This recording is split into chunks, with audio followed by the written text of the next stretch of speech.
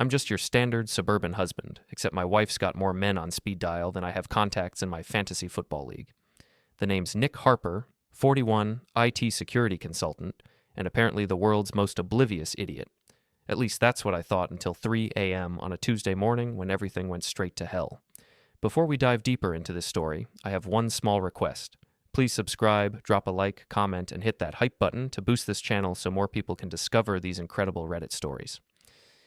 Casey had gone to her parents' house in Millfield, about an hour away, to help with some family drama involving her brother Danny's latest DUI. She'd been complaining about it for weeks, how Danny was a mess, how her parents enabled him, how she always had to be the responsible one. Standard Casey stuff. She loved being the martyr in every situation. "I'll probably stay the night," she'd said, kissing me goodbye with those perfectly glossed lips. Mom's making her famous pot roast, and you know how Dad gets when he's stressed about Danny. I'd nodded, already thinking about the pizza I'd order and the Netflix series I could finally catch up on without Casey's running commentary about how unrealistic everything was. Marriage is about compromise, right? Sometimes that compromise is pretending you don't notice when your wife treats you like a roommate who occasionally helps with the mortgage. The house felt different without her constant chatter filling every corner. Peaceful, if I'm being honest. I'd settled into my recliner with a beer and my laptop, checking some security protocols for a client, when I realized something was buzzing upstairs. Casey's phone. She'd left it on the nightstand, plugged into the charger. Classic Casey move. She'd probably realize it when she got to her parents and call me from their landline, demanding I drive it over immediately because she couldn't survive 12 hours without Instagram. I went back to my work, but the buzzing kept going. Text after text, call after call. At first, I figured it was her girlfriends. Lisa and Monica were notorious for their group chat marathons about everything from their yoga instructor's tight pants to which neighbor was sleeping with the mailman. But at 3 a.m., the phone rang with a different tone. Not the generic buzz of a text or the standard ringtone. This was My Heart Will Go On, the Celine Dion song that always made me want to throw something. Casey had assigned special ringtones to her favorite people, and apparently someone rated Titanic-level importance. The name on the screen made my blood freeze.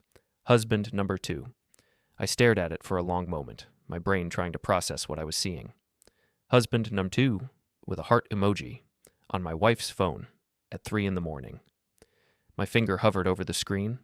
I could let it go to voicemail, pretend I never saw it. Go back to my beer and my comfortable denial. But 20 years in IT had taught me that the scariest problems were the ones you ignored, hoping they'd fix themselves. I answered, "Casey, baby, I miss you so much." The voice was familiar, warm, intimate in a way that made my stomach drop. "Julie's dead asleep, and all I can think about is you. When can you sneak over? I need to feel you against me again." Greg, my best friend Greg Tanner, my neighbor Greg, the guy who'd helped me install my deck last summer, the guy whose wife Julie made the best chocolate chip cookies in the subdivision, the guy who'd been coming to our barbecues for 5 years, slapping me on the back and calling me buddy. "Greg," I said quietly. The silence on the other end was deafening. Then, "Nick? Oh shit. Oh shit. I can explain." I hung up and took a screenshot of the contact info. Greg's profile picture was a shirtless selfie I'd never seen before, all abs and cocky smile. The kind of picture you don't take for your neighbor's husband. My hands were shaking as I scrolled through Casey's recent calls. Greg's number appeared dozens of times over the past month. Late night calls, early morning calls, calls during work hours when she claimed to be in meetings. I sat there in my kitchen at 3:15 in the morning, holding my wife's phone, staring at evidence of a betrayal so complete it felt like a physical punch to the gut. 22 years of marriage. 22 years of thinking I knew the woman sleeping next to me every night. The phone buzzed with a text from Greg. "Nick, please, we need to talk. It's not what you think." I laughed out loud, a bitter sound that echoed in the empty house. Not what I think? What else could husband number 2 possibly mean? What else could those intimate words at 3 a.m. possibly mean? Another text from Greg. "I'm coming over." "Don't," I typed back. "I'm done talking for tonight." But I wasn't done thinking. I sat there until sunrise, going through Casey's phone like the IT investigator I was trained to be. The evidence was overwhelming. Months of messages, photos I didn't want to see, plans made around my work schedule. They'd been careful, but not careful enough. The worst part wasn't the affair itself. It was the casual way they discussed me in their messages. "Nick's working late again. Nick never notices anything. Nick's so clueless. We could probably do it on the kitchen table and he'd think you were helping with dishes. They weren't wrong. I hadn't noticed. I'd been the perfect, oblivious husband while my wife and my best friend laughed at me behind my back. By the time Casey called from her parents' landline at 8 a.m., I'd made my decision. Nick, honey, I forgot my phone. Can you bring it over? I feel so disconnected without it. I bet you do, I said. Greg called last night, around 3 a.m. Very interesting conversation. The silence stretched so long, I thought she'd hung up. Nick, I can explain. I'm sure you can. You've gotten very good at explaining things lately. Come home, Casey. We need to talk. I can't leave right now. Danny's having a crisis and Mom needs... Now, Casey? Or I start making some very interesting phone calls to some very interesting people. She was home by noon, walking into our kitchen like she was approaching a firing squad. She looked perfect, as always. Blonde hair and a messy bun that probably took 20 minutes to achieve, designer jeans that cost more than my monthly car payment, the kind of effortless beauty that had made me feel lucky for 22 years. Now it just made me feel stupid. Where's my phone? She asked. I slid it across the kitchen island. Right there, along with all your secrets. She grabbed it, checking the screen, her face going pale as she saw the missed calls and messages. It's not what you think, she said, the same words Greg had texted. Really? Because I think my wife has been screwing my best friend for months while I worked 60-hour weeks to pay for her yoga classes and her girls' trips to Napa. I think she's been laughing at me with him, planning their little rendezvous around my schedule, treating our marriage like a convenient cover story. What part of that am I getting wrong? Casey's composure cracked. You don't understand the pressure I've been under. You're always working, always distracted. Greg listens to me. He makes me feel special. Special enough to save his number as husband number 2? She winced. That was just a joke. A stupid joke. Hilarious. Really. And I'm dying laughing over here. The next few days were a masterclass in gaslighting. Casey alternated between tearful apologies and indignant accusations. I was controlling. I was paranoid. I was making a big deal out of nothing. Greg was just a friend. The messages were taken out of context. The late-night calls were innocent. You're acting crazy, Nick. This isn't like you. She was right about that part. The old Nick would have believed her. The old Nick would have apologized for snooping and tried to work things out. But the old Nick hadn't seen his wife's naked photos on another man's phone, hadn't read detailed descriptions of what they did in hotel rooms while I thought she was at book club. I'd found the credit card statements, too. Hotels, restaurants, lingerie stores, all on days when she claimed to be with her girlfriends or helping her mother. The financial infidelity hurt almost as much as the sexual betrayal. She'd been spending our money to cheat on me. Greg tried calling several times, but I ignored him. What was there to say? Sorry I've been screwing your wife in the Marriott downtown every Thursday for 6 months. Sorry I saved her number as husband number 2, like our marriage was some kind of joke. The breaking point came on Friday night.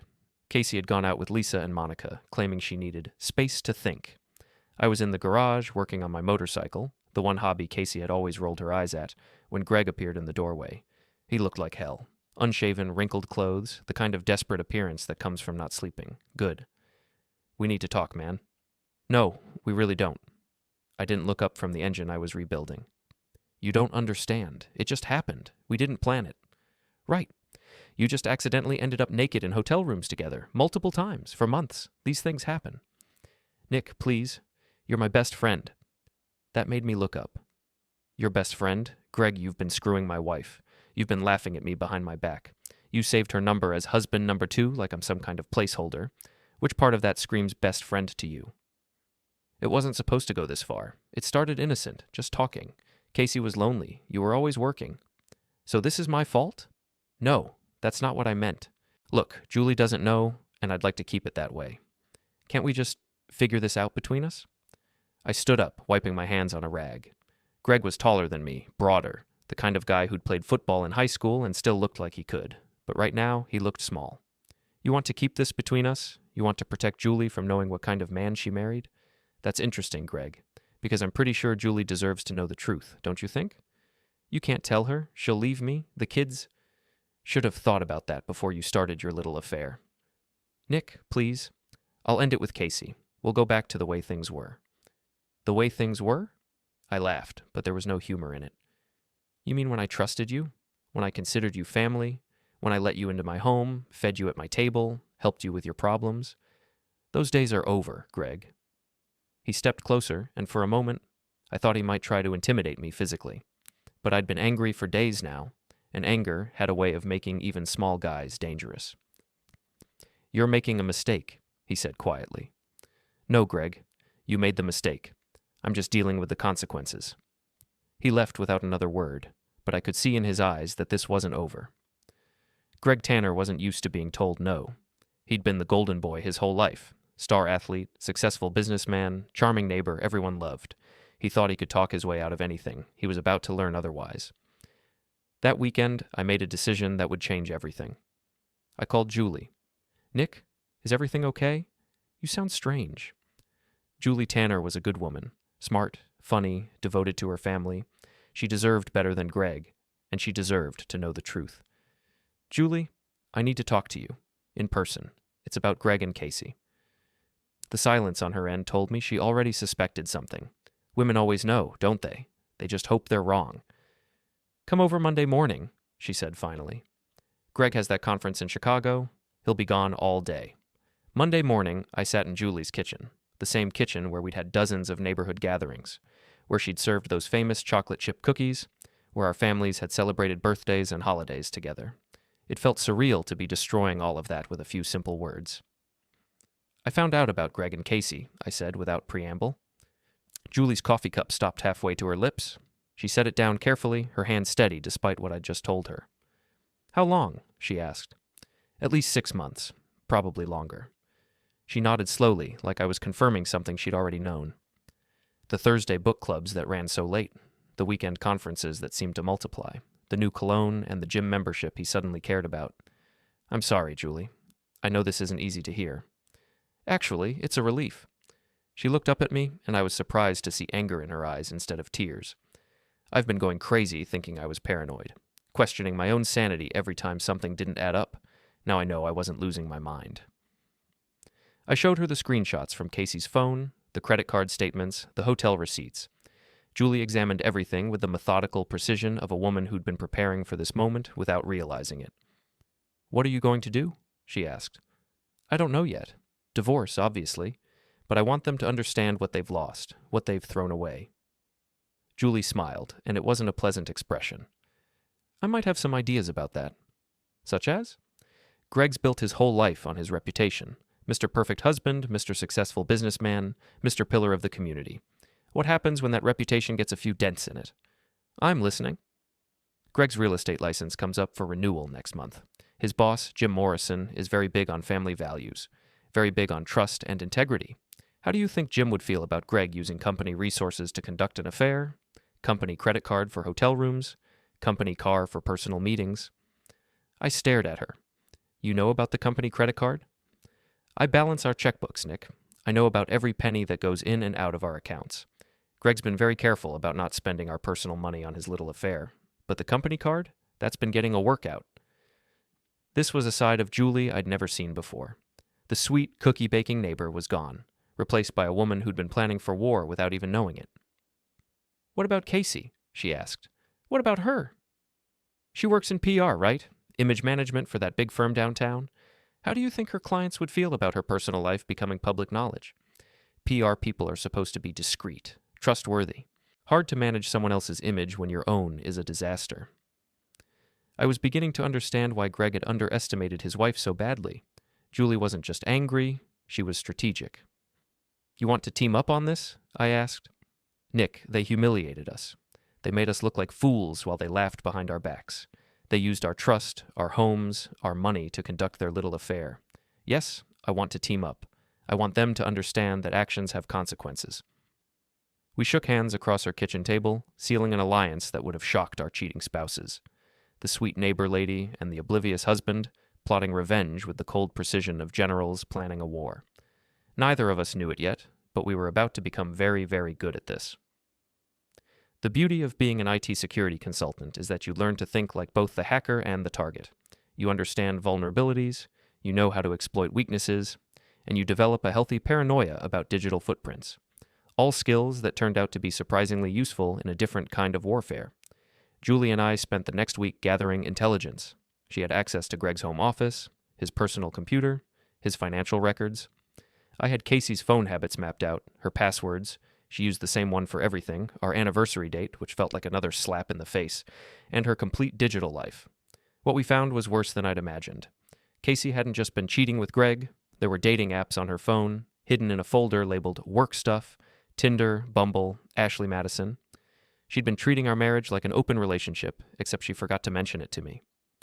"Look at this," Julie said, showing me Greg's browser history on his laptop. He's been researching divorce lawyers, specifically lawyers who specialize in hiding assets. He's planning to leave you? Apparently, and he wants to make sure I don't get half of everything when he does. The betrayal kept getting deeper. These weren't just two people who'd made a mistake and fallen into an affair. They were calculating, planning, preparing to destroy their families while keeping their spouses in the dark. "I found something else," I told Julie, showing her Casey's hidden photo folder. "Pictures of our house, room by room, with notes about what everything's worth." Julie's face went white. "She's cataloging your assets." "Gets better. Look at the timestamps. These were taken last month, right after I got that big bonus from the Morrison account. She knew exactly how much money we had." "They're planning to run away together." "Looks like it. Greg's been moving money into accounts you don't have access to. Casey's been documenting everything we own. They're not just having an affair, they're planning to rob us blind and disappear." That changed everything. This wasn't about a marriage that had lost its spark or people who'd made emotional mistakes. This was about two people who'd decided to destroy their families for money and sex, and they thought we were too stupid to figure it out. Julie and I were about to prove them very, very wrong. Our first move was subtle. Julie started asking Greg casual questions about his schedule, his clients, his business trips. She played the concerned wife, worried about how hard he was working. Greg, thinking he was still fooling her, got careless with his answers. "I'm meeting with the Hendersons tomorrow about their new house," he told her over dinner. "Big commission if I can close the deal." Julie knew the Hendersons had already bought a house through another agent. She'd seen the announcement in the neighborhood newsletter. Greg was lying about where he'd be, which meant he'd be with Casey. I confirmed it by checking Casey's calendar. Lunch with Mom, scheduled for the same time Greg claimed to be showing houses. "Time for Phase 2, Julie said. Phase 2 was where my IT skills came in handy. I'd been monitoring Casey's phone remotely, completely legal since it was on our family plan, and I was the account holder. I knew when she was texting, who she was calling, where she was going. On Thursday, when Greg told Julie he was showing the Henderson house and Casey told me she was having lunch with her mother, I followed them. The Riverside Hotel, room 237. They'd been using it for months, always the same room, always on Thursdays. Casey had told me her book club met on Thursdays. Greg had told Julie he had client meetings. I didn't confront them. Instead, I waited in the parking lot with a camera. The photos I got were crystal clear. Greg and Casey entering the hotel together. Greg's hand on Casey's ass as they walked. Casey kissing him in the elevator, visible through the glass doors. Greg's company car parked in the lot during what should have been his business hours. But the best photo was the one I got when they left. Casey, adjusting her clothes, her hair mussed, looking satisfied and smug. Greg, checking his phone, probably reading a text from Julie asking when he'd be home for dinner. They looked like people who thought they were getting away with something, people who thought they were smarter than everyone else. They had no idea they were about to lose everything. "Perfect," Julie said when I showed her the photos. "Jim Morrison is going to love seeing what Greg does on company time with company resources." "What about Casey's boss?" "Margaret Chen values discretion above everything else. She's built her PR firm on the idea that her employees are trustworthy, professional, above reproach. Casey's little hotel adventures are about to become a serious liability." We had them, dead to rights, with evidence they couldn't deny or explain away. But Julie had a better idea than just turning them in immediately. "Let's have some fun first," she said, and the smile on her face was absolutely terrifying. The thing about people who think they're smarter than everyone else is that they get cocky. They stop being careful. They start taking bigger risks because they believe they're untouchable. Greg and Casey were about to learn that nobody is untouchable. Our first target was Greg's ego. Julie knew her husband better than anyone, and she knew exactly what would hurt him most. Public embarrassment. Greg prided himself on being the neighborhood golden boy. He organized the annual block party, coached Little League, served on the Homeowners Association board. Everyone loved Greg Tanner. He was charming, successful, reliable. The kind of guy other men wanted to be and women wanted to be married to. Julie decided to change that narrative. It started small. She began declining social invitations for both of them, claiming Greg was too busy with work to attend to neighborhood gatherings. When people asked about him, she'd sigh and mention how stressed he'd been lately, how distant he'd become. I'm worried about him, she confided to our neighbor Sarah Mitchell during their morning jog. He's been working such long hours, taking all these mysterious phone calls, I barely see him anymore. Sarah, being the neighborhood gossip hub, immediately spread this information to everyone within a 5-mile radius. By the end of the week, half the subdivision was talking about Greg Tanner's apparent midlife crisis. Meanwhile, I was working on Casey's professional reputation. Her PR firm handled several high-profile clients, and Casey's job was to make sure those clients stayed out of scandal. She was very good at managing other people's images, while her own life was a complete disaster. I started small, creating anonymous social media accounts and leaving subtle comments on her firm's posts. Nothing actionable, nothing that could be traced back to me, just little seeds of doubt about the company's professionalism and discretion. Heard some interesting gossip about the personal lives of some employees at this firm. Makes you wonder if they can really be trusted with sensitive information. My friend works here and says the office culture is pretty toxic. Lots of affairs and unprofessional behavior. Casey's boss, Margaret, was obsessive about the firm's reputation. She monitored their online presence constantly, and I knew she'd see the comments. I also knew she'd start watching her employees more closely, looking for any behavior that might confirm the rumors. But our real masterstroke was the neighborhood Facebook group. Every subdivision has one, the online community where neighbors share recommendations, complain about barking dogs, and post passive-aggressive messages about people who don't pick up their dog waste. Our group had about 300 members, including everyone in our immediate area. Julie and I had created fake accounts months earlier, just in case we needed them. Now we put them to use. Has anyone else noticed Greg Tanner's been parking his car in weird places lately? Posted Concerned Neighbor 123. Saw him at the Riverside Hotel last Thursday during business hours. Hope everything's okay with his family. I saw Casey Harper there too, replied watchful resident. Same day, same time? Weird coincidence, right? Within hours, the post had dozens of comments. Some people defended Greg and Casey, saying there could be innocent explanations. Others started sharing their own observations. Casey's car parked at the hotel on other occasions. Greg taking phone calls in his driveway and walking away when his wife appeared, both of them acting strange at recent neighborhood events. The beauty of social media is that once a story starts spreading, it takes on a life of its own. People who barely knew Greg and Casey were suddenly experts on their behavior, sharing theories and observations and adding their own speculation to the mix. By Friday, the neighborhood was buzzing with gossip about the possible affair between the Tanners and the Harpers. Julie and I sat back and watched the fire spread, occasionally adding fuel with anonymous comments and concerned posts. Greg called me that evening, furious. Nick, what the hell is going on? People are asking Julie weird questions, and someone posted some bullshit on Facebook about seeing us at a hotel. You need to shut this down. Shut what down, Greg? The truth? It's not what it looks like. Casey and I were meeting about planning a surprise party for you and Julie, for your anniversaries. I had to give him credit for creativity, but the lie was so transparent it was almost insulting. Our anniversaries are 6 months apart, Greg, and they're both in the spring. Try again. Look, maybe we've been indiscreet, but we're not doing anything wrong. We're just friends. Friends who meet in hotel rooms and save each other's numbers as husband number 2. The silence on his end told me he hadn't realized I'd seen that particular detail. You went through Casey's phone? It's my wife's phone, Greg, on my family plan, that I pay for. I have every right to see what's on it. This is insane. You're ruining our reputations over nothing. No, Greg. You ruined your own reputation when you decided to screw my wife. I'm just making sure everyone knows what kind of man you really are. He hung up on me, but I knew he was panicking. Greg's whole identity was built on being liked, being respected, being seen as successful and trustworthy. The neighborhood gossip was destroying that image, and there was nothing he could do to stop it. Casey tried a different approach. She came home Saturday morning with tears in her eyes and desperation in her voice. Nick, please, you have to help me stop this. People at work are asking questions. Margaret pulled me aside yesterday and wanted to know if there was anything personal that might affect my ability to represent the firm. And what did you tell her? I told her it was all a misunderstanding, that some crazy person was spreading lies about me online. Lies? You know what I mean. Yes, Greg and I have been close. But it's not what people are saying. We're not having some sordid affair. We just connected emotionally, and maybe we crossed some lines, but Casey, I've seen the photos, I've read the messages. I know about the hotel room, the fake book clubs, the dating apps on your phone.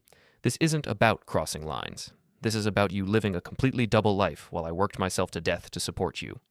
Her tears dried up quickly, replaced by the cold anger I'd been seeing more often lately. Fine. You want to play hardball? Let's play hardball. I'll take half of everything in the divorce, including half your business. I'll make sure everyone knows what a controlling, paranoid husband you've been. You'll what? Tell people I caught you cheating and had the audacity to be upset about it? Good luck with that strategy. But I could see in her eyes that she meant it. Casey wasn't going to go quietly. She was going to fight, and she was going to try to destroy me in the process. That's when I realized Julie and I had been thinking too small. We'd been focused on embarrassing them, damaging their reputations, making them uncomfortable, but they were planning to take everything from us anyway. It was time to stop playing games and start playing for keeps. Monday morning, Julie and I met at a coffee shop across town to plan our final offensive. We'd moved past the point of trying to save our marriages or hoping our spouses would come to their senses. This was about survival now, about making sure we didn't lose everything to two people who'd been planning to rob us blind. Greg moved another $20,000 into his private account this weekend, Julie told me. He thinks I don't know about it, but I've been monitoring everything since we started this. He's preparing to file for divorce and claim he has no assets. Casey's been even busier. She contacted 3 different divorce lawyers last week. I found the emails. She's asking about hiding assets, claiming emotional abuse, getting maximum alimony. She wants to destroy me financially and personally.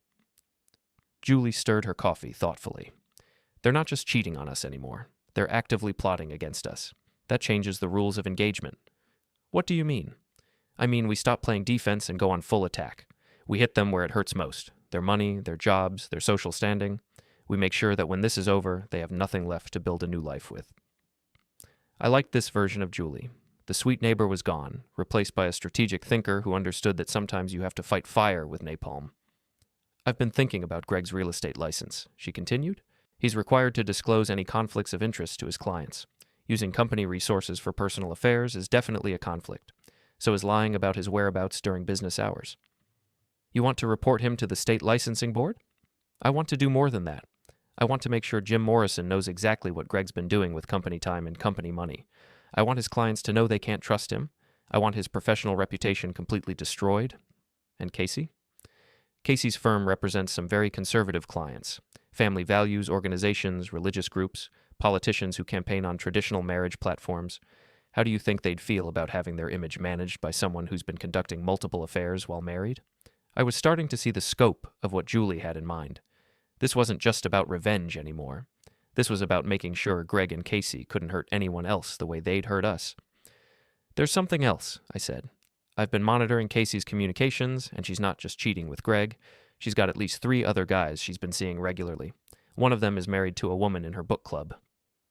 Julie's eyes widened. She's been cheating on her affair partner? Multiple affair partners. Casey's been running what amounts to a one-woman escort service, except she's not getting paid for it. She just likes the attention and the drama. Jesus, how did we not see this? Because we trusted them. Because we believed they were decent people who'd made a mistake. We didn't realize we were married to sociopaths. That afternoon, we put our plan into motion. Julie walked into Jim Morrison's office with a folder full of evidence. Credit card statements showing Greg's hotel visits during business hours. GPS logs from the company car proving he'd lied about client meetings. Photos of him entering the Riverside Hotel with Casey while he was supposed to be showing houses. Jim Morrison was an old-school businessman who'd built his real estate empire on trust and integrity. He took one look at the evidence and called Greg into his office immediately. I wasn't there for that conversation, but Julie told me later that she could hear Greg's voice through the office walls, getting louder and more desperate as he tried to explain away the evidence. It didn't work. By 5 p.m., Greg Tanner was no longer employed by Morrison Real Estate. Meanwhile, I was having my own conversation with Margaret Chen at Casey's PR firm. Margaret was a sharp woman in her 50s who'd survived in a cutthroat industry by being smarter and more professional than everyone else. She did not appreciate having her firm's reputation threatened by an employee's personal drama. "Mr. Harper, I appreciate you bringing this to my attention," she said after reviewing the evidence I'd provided. "Casey's personal life is normally not my concern, but when it affects our client's confidence in our discretion and professionalism, it becomes a business issue." "I understand. I just thought you should know what kind of attention she's been attracting online." Margaret had already seen the social media posts, the neighborhood gossip, the speculation about Casey's affairs. In the PR world, being the subject of gossip was almost as bad as being the subject of scandal. "Casey will be taking an extended leave of absence while we evaluate the situation," Margaret said diplomatically. Translation. Casey was fired, but they were being polite about it. By Wednesday, both Greg and Casey were unemployed, their professional reputations in ruins, their personal lives the subject of neighborhood-wide gossip. But Julie and I weren't done yet. The final phase of our plan was the most satisfying. We'd discovered that Greg and Casey had been planning a weekend getaway to announce their relationship publicly and file for divorce simultaneously. They'd booked a romantic resort, planned to post photos on social media, and basically throw their affairs in our faces while demanding half of our assets in the divorce proceedings. We decided to give them a weekend they'd never forget. Julie and I booked rooms at the same resort, bringing along some friends who were very interested in meeting the happy couple. Friends like Jim Morrison, who wanted to discuss Greg's misuse of company resources. Friends like Margaret Chen, who had some questions about Casey's professional conduct. Friends like several of Casey's former book club members who'd recently learned about her affairs with their husbands. The look on Greg and Casey's faces when they walked into the resort restaurant and saw us all sitting there, waiting for them, was worth every dollar this war had cost us. "Surprise," I said, raising my glass in a mock toast. "We thought we'd help you celebrate your new relationship." What followed was the most spectacular public meltdown I'd ever witnessed. Greg tried to run, literally turning around and heading for the exit, but Jim Morrison blocked his path with questions about the $20,000 in company resources he'd misappropriated. Casey tried to brazen it out, claiming this was all a misunderstanding, but Margaret Chen had brought printouts of the social media posts and neighborhood gossip that were damaging the firm's reputation. The other book club wives were less diplomatic. They wanted to know which of their husbands Casey had been screwing, and they wanted to know right now. In the end, Greg and Casey's romantic weekend turned into a public trial where they were forced to face every person they'd betrayed, every lie they'd told, every relationship they'd destroyed. They left the resort separately, in different cars, their grand romance apparently over before it had officially begun. Julie and I drove home together, finally able to laugh about the whole situation. "Think they learned their lesson?" she asked. "I think they learned not to mess with IT guys and their angry neighbors," I replied. But the war wasn't over yet. Greg and Casey still had one more move to make, and it was going to be their biggest mistake yet. 3 weeks later, Casey made her last desperate play. She showed up at my office on a Friday afternoon, looking like the woman I'd fallen in love with 22 years ago. Hair perfect, makeup flawless, wearing the blue dress I'd always said was my favorite. She was pulling out all the stops. "Nick, we need to talk. Really talk. Without lawyers or anger or other people interfering." I looked up from my computer, where I'd been working on a security audit for a new client. Business had been good lately. Word was spreading that I was thorough, discreet, and very good at uncovering things people wanted to keep hidden. "What's there to talk about, Casey? You've made your position pretty clear." "I made a mistake, a huge mistake, but we can fix this. We can save our marriage." I leaned back in my chair, studying her face. She looked sincere, desperate, like a woman who'd realized she was about to lose everything. But I'd learned not to trust appearances where Casey was concerned. "What about Greg?"